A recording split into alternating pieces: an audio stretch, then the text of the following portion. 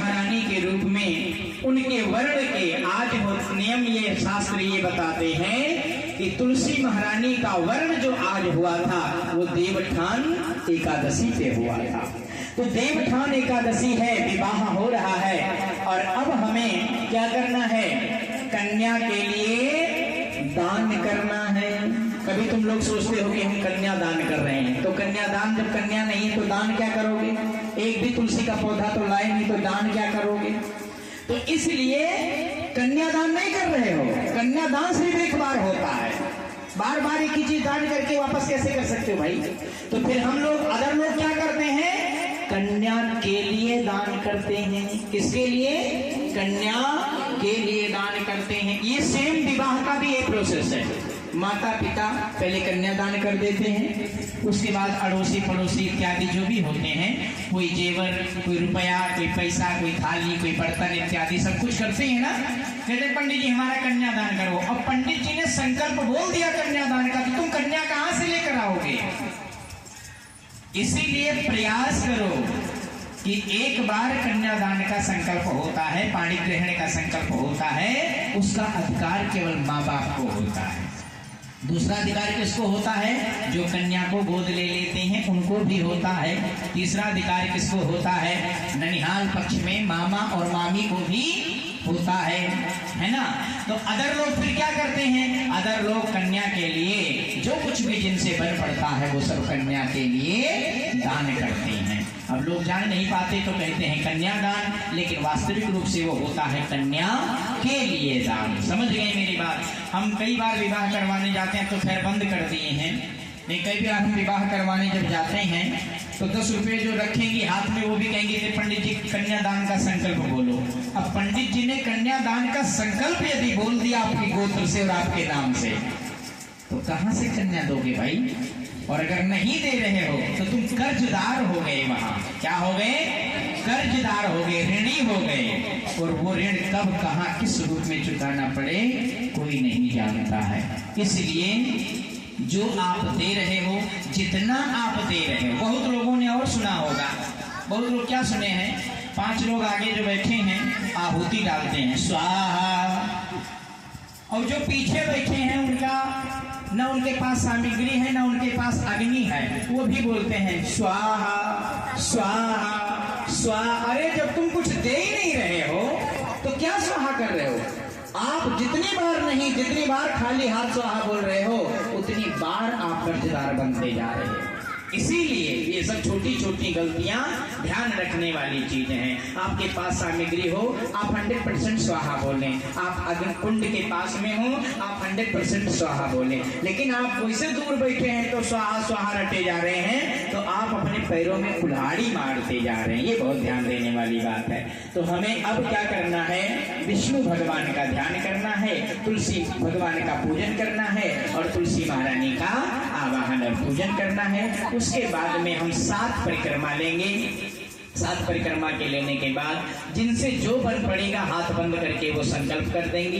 संकल्प करने के बाद में यही बोलेंगी कि कन्या स्वरूपे जो मैं आज अपने हृदय से माता तुलसी महारानी को कन्या के रूप में पूजने आई हूँ और उनका आज विवाह हो रहा है, आज मंगल कार्य हो रहा है, उस मंगल कार्य में मैं यथाशक्ति दान कर रही हूँ। माँ भगवती से, ठाकुर जी से कितनी कृपा है कि आप अपनी दया दृष्टि हम पर और हमारे परिवार पर बनाए रखो। जब भी हमारे मन में कोई दोष भाव पैदा हो, ईर्षा पैदा हो, छल कपट पैदा हो, तब आपकी भक्ति के कारण वो सब ठीक हो जाए। बोल तुलसा महारानी की। शांताकारं भुजगशयनं पद्मनाभं सुरेशं विश्वाधारं गगनसदृशं मेघवर्ण शुभांगम्यं लक्ष्मीकान्तं कमलनयनं योगविद्यानिगम्यं वन्दे विष्णु भवभयहरं सर्वलोकैकनाथं अच्युतं केशवं राम नारायणं कृष्ण दामोदरं वासुदेवं हरिं श्रीधरं माधवं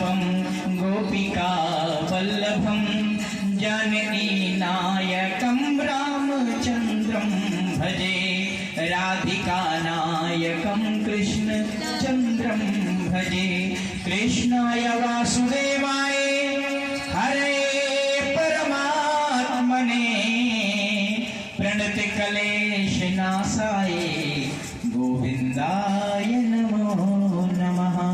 बोल गोविंद भगवान की, बोल विष्णु भगवान की, शालिग्राम भगवान की, तुलसा महारानी की जय। सभी लोग सामग्री जो कुछ भी दान करना चाहते हैं अपने हाथ में ले लेंगे।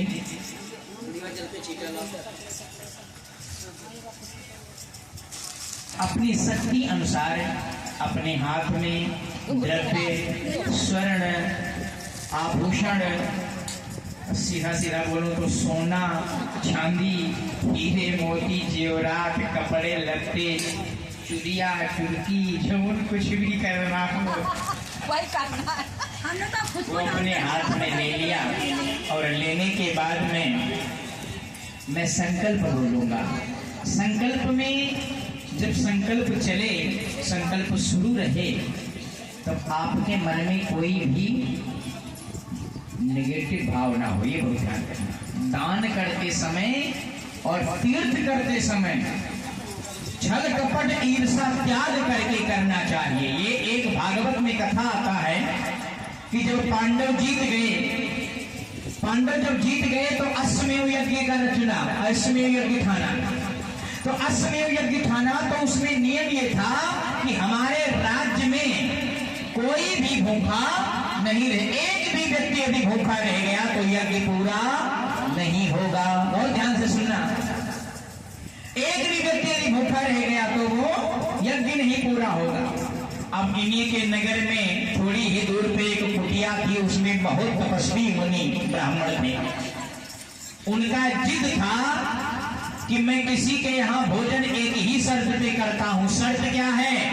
कोई मुझे पहले 100 अश्वमेव यज्ञ का फल संकल्प कर दे, दान कर दे, तब मैं उसके घर जा करके भोजन करूंगा। अब ये सोचो बात कि इनका पहला यज्ञ हो रहा था, तो ये पहले नहीं पूरा हो रहा था, तो ये 99 और कहां से लेकर आएंगे? पहले युधिष्ठिर जी महाराज गए, सभी लोगों ने कहा भैया चलो किसी तरीके से भोजन कर लो, एक तो पूरा हो जाने दो। ठीक है भैया, जो मेरी शर्त है वो कर दो, मैं चलूंगा। कहां से करें? युधिष्ठिर जी वापस आ गए, अर्जुन गए, अर्जुन भी वापस आ गए, पांडव सारे बारी चले गए, लेकिन ब्राह्मण देवता को नहीं बुला पाए। अच्छा, ठाकुर जी नहीं जा रहे हैं, ध्यान देना। ठाकुर जी क्यों नहीं जा रहे हैं? क्योंकि ठाकुर जी को पता है कि आपके बल के साथ में आपका विवेक भी काम कर रहा है या नहीं कर रहा है। बहुत ध्यान देना। अब लास्ट में क्या हुआ, माता द्रौपदी जी ने कहा कि एक मौका मुझे दे दो। अब पांडव सोचने लगे भाई कि मैं नहीं बुला पाया, मैं नहीं ला पाया, मैंने इतनी प्रयास किया, इतना रिक्वेस्ट किया, नहीं आ रहे। द्रौपदी जी ठाकुर जी की तरफ इशारा किया कि एक मौका दे देना चाहिए, है ना। और जब द्रौपदी जी एक मौका लेकर के गई तो जाने के बाद में क्या देखती हैं कि तपस्वी मुनि जो ब्राह्मण देवता थे, उन्होंने कहा कि देखो मेरा शर्त है कि मैं 100 अश्व यज्ञ का फल जब ले लूंगा तभी मैं किसी के घर भोजन करूंगा। द्रौपदी ने कहा इतनी छोटी सी बात, केवल आप 100 अश्वमेव यज्ञ का फल लेना चाहते हो और इतनी छोटी सी बात के लिए मेरे घर भोजन करने नहीं आया? देवी जी आपके पति लोग तो दे ही नहीं पाए, फिर मैं कैसे आता? कहने कि मैं दे रही हूं, आपको 100 अश्वमेव यज्ञ का फल चाहिए, मैं आपको दे रही हूं। उठाओ गंगा जल और बोलो संकल्प। ब्राह्मण देवता आश्चर्यचकित हो गए कि पति जो नहीं कर पाए पत्नी कैसे कर लेगी? भाई तुम्हारे पतियों के पास तो एक यज्ञ का फल नहीं है, तुम्हारे पास कैसे 100 का आया? तो द्रौपदी माता ने कहा कि हमारे सखा, हमारे मित्र, हमारे गुरु ठाकुर जी ने हमें बचपन में सिखाया था कि कि किसी तीर्थ स्थल में और गुरु और माता पिता के पास जब भी जाओ उस समय तुम्हारा हृदय गंगा जल से भी ज्यादा निर्मल हो, छल कपट ईर्षा द्रोह दूर दूर तक ना हो, तो आप जितने कदम रखते चले जाते हो उतने 1000 गुना अश्वमेव यज्ञ का फल आपको प्राप्त होता है। बोल गोविंद भगवान की। और कहा किसने है? हमारे ठाकुर जी ने कहा है। बस ब्राह्मण देवता इसी बात पर रीझ गए, और ये बिल्कुल सही बात है कि जब आप मंदिर में जाते हो, गुरु भगवान के पास जाते हो, तीर्थ स्थल में जाते हो, तब आप छल कपट ईर्षा त्याग करके जाया करो। मेरी गारंटी है कि 101% फल आपको प्राप्त होगा। ब्राह्मण देवता इसी बात पर रीझ गए और कहा द्रौपदी माता ने कि उठाओ गंगा जल और ले लो सो यज्ञ का फल और हमारे घर चल करके भोजन करो। इसी बात पर सो यज्ञों का फल उनको संकल्प होता है, क्योंकि वो 1000 कदम रख करके गई थी, तो उनका तो 900 शेष बचा हुआ था, ये 100 का लिए हैं। सोचो बात। और फिर जाकर के ब्राह्मण देवता माता द्रौपदी के कहने पर भोजन करते हैं और फिर पांडवों का अश्वमेव यज्ञ सफल होता है। बोल गोविंद भगवान की। बोल राधा रानी सरकार की। बोल तुलसा महारानी की जय। सभी लोग जिनको जो भी संकल्प करना है तुलसा महारानी के कन्यादान के स्वरूप में अपने हाथ में ले लेंगे और भगवान का ध्यान करेंगे। ओम मंगलम भगवान विष्णु मंगलम गरुड़ध्वज मंगलम पुंडरीकाक्षं मंगलायतनो हरिः मंगलायतनो हरिः नीलाम्बुजश्यामलकोमलांगं सीताशमारोपितवामुभागं पांडव महासायकचारुचापं नमामि रामं रघुवंशनाथं लोका अभिरामं श्रीरणयंगधीरं राजीव नेत्रं रघुवंशनाथं कारुण्यरूपं करुणाकरंतं श्रीरामचंद्रं शरणं प्रपद्ये। आप लोग अपने हाथ में लेना क्या क्या है ध्यान देंगे। अक्षत लेना है, जो आज लेना नहीं है अक्षत की जगह पे आप पुष्प ले सकते हैं, द्रव्य ले सकते हैं। द्रव्य के बाद में गंगा जल जरूर ले लेंगे, क्योंकि अभी आपने कार्तिक में कथा सुना था कि शुक्राचार्य जी गंगा जल ही नहीं गिरने दे रहे थे कथा में राजा बलि के यहाँ, है ना। तो गंगा जल बहुत जरूरी है। जो आपके पास में पात्र में जल है वो गंगा जल है। और अब हम अपने तन मन धन से भगवान को याद करते हुए संकल्प करेंगे। ओम विष्णुर श्रीमद्भगवतो महापुरुषस्य विष्णुराज्ञाः प्रतमानस्य अद्य श्री ब्राह्मणोत्पत्ति अपराधे श्रीसुते वाराकल्पे वैवन्तरी अष्टादशतमे कलयुगे कल्पप्रथम चरणे जम्बूद्वीपे भारतभूलोके भारतवर्षे भारतखण्डे आर्यावर्ते देशान्तर्गते अभिमुक्त वाराणसी क्षेत्रे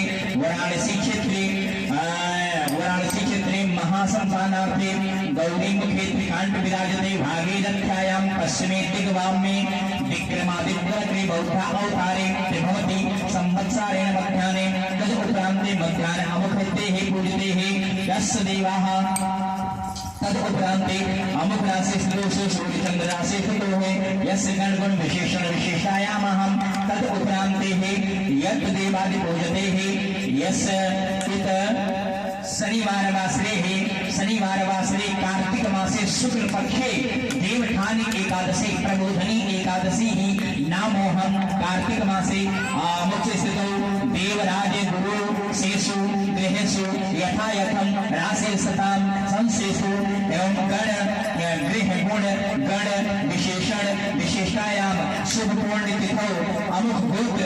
सभी लोग अपना गोत्र जरूर ले लेंगे।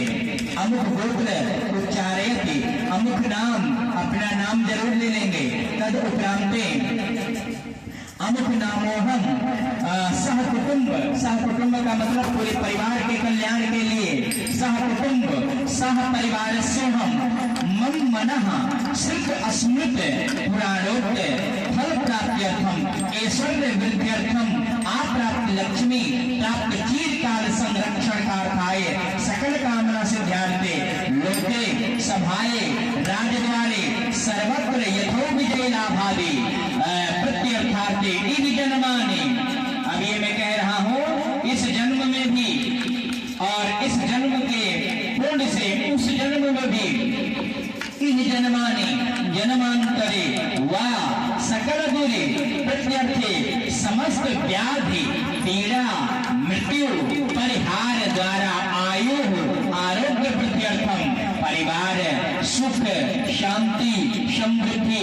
प्रत्यर्थ मम अखिल कुटुंब से वा जन्मरा से सकाशादे ये केचिद विरुद्ध चतुर्थ अस्थात स्थित पूर्वगृह ते संचित तित संग एकादश स्थाने सह पुत्र लाभाय यस्य देवाः सह शुभ विवाह योगे शुभ विवाह मंडपे इत यथा अमुक स्थाने, इस स्थान पर बैठ करके आप कहोगे देवालय स्थाने, तद उपरांते मंदिर स्थाने मंदिर प्रांगण बुद्ध्यार्थे पूजते सकल कामना मंगल कामना इत संकल्पम, बोलोगे ओम मम श्रुत अस्मृत पुराणोक्त फल पर्याप्त्यर्थम सह कुटुंबस्य सह परिवारस्य सुख शांति समृद्धि स्त्री लक्ष्मी शत्रु पराजय धन धान्य वृद्ध्यर्थम मम यथाशक्ति कन्यादान स्वरूपे अमुक अमुक वस्तु द्रव्य सहितोहम ब्राह्मणों द्वारा संकल्पम करिष्ये। चढ़ा दो ओम जयाग्रतो दूरिमुदयित दैवं तदुसुतस्याः तथैवेति दूरं ममं ज्योतिरेकं तन्मे मनः शिव संकल्पमस्तु शिव संकल्पमस्तु शिव संकल्पमस्तु।